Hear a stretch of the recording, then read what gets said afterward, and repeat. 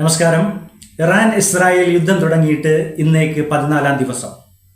യുദ്ധം എന്ന് അവസാനിക്കുമെന്ന ആശങ്കയിൽ ലോക ജനത നിൽക്കുമ്പോൾ ഇറാനിൻ്റെ പുതിയ നേതാവ് മുജ്തബ കമീനിയുടെ വെളിപ്പെടുത്തൽ യുദ്ധം ഉടൻ അവസാനിക്കില്ല.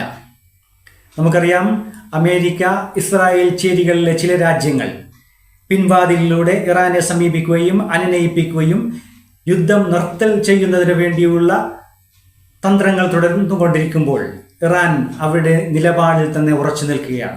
അവരുടെ നിലപാട് മുജ്തബ കമീനി വീണ്ടും ലോകത്തോട് വിളിച്ചു പറഞ്ഞു, യുദ്ധം ഉടൻ അവസാനിക്കില്ല, ഞങ്ങൾക്ക് കുറേ ലക്ഷ്യങ്ങളുണ്ട്, ആ ലക്ഷ്യങ്ങൾ നിറവേറ്റണം, ഞങ്ങൾക്ക് നഷ്ടപ്പെട്ട ഞങ്ങളുടെ ചോര, ആ ചോരയ്ക്ക് ഞങ്ങൾക്ക് പകരം വീട്ടണം. രണ്ടാമതായിക്കൊണ്ട് അവർ പറയുന്നത്, US-ന്റെ കേന്ദ്രങ്ങൾ ഞങ്ങൾ ആക്രമിക്കപ്പെട്ടുകൊണ്ടിരിക്കും. US-ന്റെ പ്രധാനപ്പെട്ട സൈനിക താവളങ്ങൾ, അതേപോലെ തന്നെ അവരുടെ ഭരണസിരാ കേന്ദ്രങ്ങൾ, ഇനിയും തകർക്കപ്പെടാത്ത പ്രധാനപ്പെട്ട കേന്ദ്രങ്ങൾ, ആ കേന്ദ്രങ്ങളൊക്കെ ഞങ്ങൾക്ക് തകർത്ത് തരിപ്പണമാക്കണം. മൂന്നാമതായിക്കൊണ്ട് പറയുന്നത്, ഗൾഫ് മേഖലകളിൽ US-ന്റെ താവളങ്ങൾ അടച്ചു പൂട്ടണം. ഇറാൻ വളരെ വ്യക്തമായിക്കൊണ്ട് അവരുടെ നിലപാട് വ്യക്തമാക്കുകയാണ്. ഞങ്ങൾക്ക് ഞങ്ങളുടെ അയൽ രാജ്യങ്ങളായ ഗൾഫ് മേഖലകളിലെ രാജ്യങ്ങളോട് ഞങ്ങൾക്ക് യാതൊരു ശത്രുതയോ പകയോ ഞങ്ങൾക്കില്ല. പകരം അവിടെയുള്ള US-ന്റെ താവളങ്ങൾ ഞങ്ങൾക്ക് തകർത്ത് തരിപ്പണമാക്കണം, ഇല്ലെങ്കിൽ US അത് അടച്ചു പൂട്ടണം. മുജ്തബ കമീനിയുടെ മറ്റൊരു വെളിപ്പെടുത്തൽ, ചോരക്ക് പകരം ഞങ്ങൾ ചോദിച്ചിരിക്കുമെന്നുള്ളതാണ്. നമുക്കറിയാം, ഇറാനിൻ്റെ ആത്മീയവും രാഷ്ട്രീയവുമായിട്ടുള്ള അവരുടെ നേതാവ് ആയത്തുള്ള ഖമീനിയുടെ വിയോഗം അവർക്ക് തീർത്താൽ തീരാത്ത നഷ്ടമാണ്.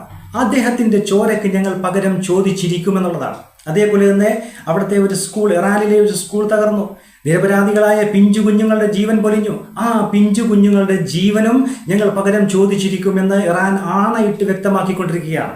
അതേപോലെ തന്നെ മറ്റൊരു പ്രധാനപ്പെട്ട അവരുടെ ഒരു നിലപാടാണ്, ഹോർമോസ് കടലിടുക്ക് അടഞ്ഞു തന്നെ കിടക്കും. ഇത് ലോകത്തെ മൊത്തത്തിൽ സാമ്പത്തികമായി പ്രതിസന്ധിയിലാക്കുന്ന ഒരു കാര്യമാണ്.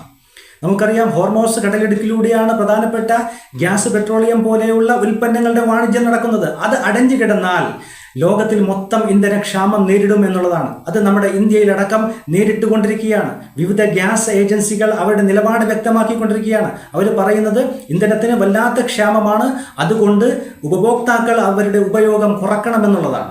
അതേപോലെ തന്നെ ഗാർഹിക ഗ്യാസിന് വില കുത്തനെ വർദ്ധിച്ചു, 56 രൂപ ഗാർഹിക ഗ്യാസിന്. അതേപോലെ തന്നെ വാണിജ്യ ഗ്യാസിന് 110 രൂപയും വർദ്ധിച്ചിരിക്കുന്നു എന്നുള്ളതാണ്. മറ്റൊരു കാര്യം, പെട്രോളിൻ്റെ ഒരവസ്ഥ നാം ഇന്നലെ കണ്ടതാണ്.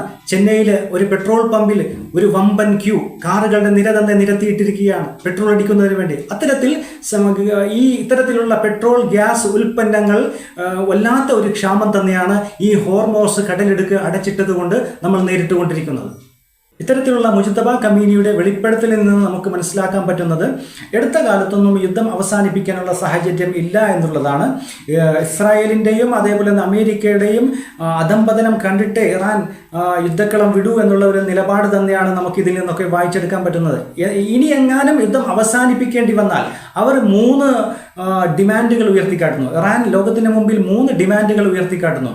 അതിൽ ഒന്നാമത്തെ ഡിമാൻഡ് എന്ന് പറയുന്നത് ഇറാനിൻ്റെ പരമാധികാരം അംഗീകരിക്കണമെന്നുള്ളതാണ്. ഇറാൻ എന്ന് പറയുന്ന രാജ്യം, ആ രാജ്യത്തിൻ്റെ മേൽ നിയമങ്ങൾ നിർമ്മിക്കാനും ആ നിയമങ്ങൾ നടപ്പിലാക്കാനും അതിൽ ബാഹ്യമായ ഒരു ശക്തിയും ഇടപെടാൻ പാടില്ല എന്നുള്ള ആ ഒരു പരമാധികാരം അംഗീകരിക്കണമെന്നാണ് ഇറാൻ ഉയർത്തുന്ന ഒന്നാമത്തെ ഡിമാൻഡ്. രണ്ടാമതായിക്കൊണ്ട് പറയുന്നത്, ഇറാനിൻ്റെ നാശനഷ്ടത്തിന് പരിഹാരം നൽകണം എന്നുള്ളതാണ്. ഈ യുദ്ധത്തിൽ ഇറാൻ സംഭവിച്ചിട്ടുള്ള നാശനഷ്ടത്തിന് അതിൻ്റെ പരിഹാരം അമേരിക്കയും ഇസ്രായേലും കാണണമെന്നുള്ള ഒരു ഡിമാൻഡും കൂടി അവർ ഉന്നയിച്ചിട്ടുണ്ട്. മൂന്നാമതായിക്കൊണ്ട് അവർ പറയുന്നത്, ഇനി മേലാൽ തുടർന്നങ്ങോട്ട് ഇനി ഇറാനിൻ്റെ മുകളിൽ ഒരു ആക്രമണവും ഉണ്ടാവാൻ പാടില്ല.